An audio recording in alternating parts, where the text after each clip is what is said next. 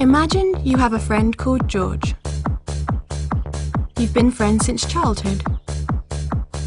Although you're not as close as you were back then, you still see each other once in a while and get along very well. One day, you and George are approached by an old mutual friend, Oliver.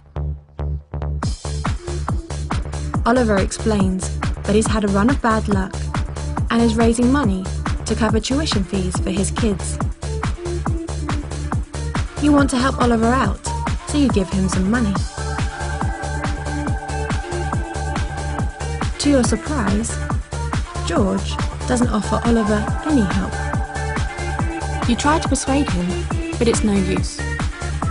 Imagining yourself in this situation, do you think it's okay to threaten to use physical force against George to get him to do the right thing? Now imagine a slightly different situation. This time, a group of your friends take a vote.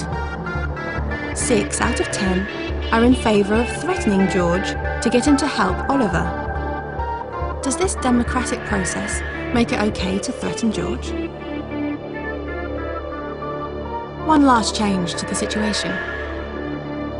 This time, imagine that many thousands of people have democratically agreed that a group, who we'll call the agents, should do whatever is necessary to take money from George and give it to Oliver's family. The agents don't explicitly threaten George at first. All they do is send him a bill.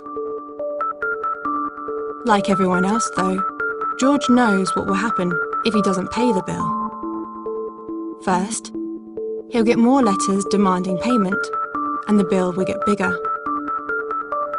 Eventually, if he still doesn't pay, agents with guns will break into his house and take him away against his will. Almost everyone pays the bills without protest. They know the agents are prepared to use as much force as necessary to overpower you if you resist. Do you think it's acceptable for the agents to threaten violence against George if he doesn't give his money towards helping Oliver's family? If we approve of state programs that redistribute wealth, we must also approve of threats of violence made against peaceful individuals, because this is how the funds are collected. On the other hand, most of us feel uncomfortable about threatening peaceful people when we imagine having to make the threats ourselves.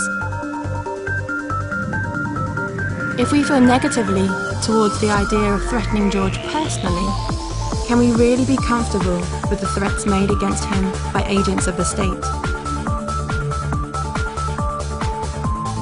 Some people believe that voluntary interaction and spontaneous order are realistic and preferable alternatives to state coercion as a way of organising society.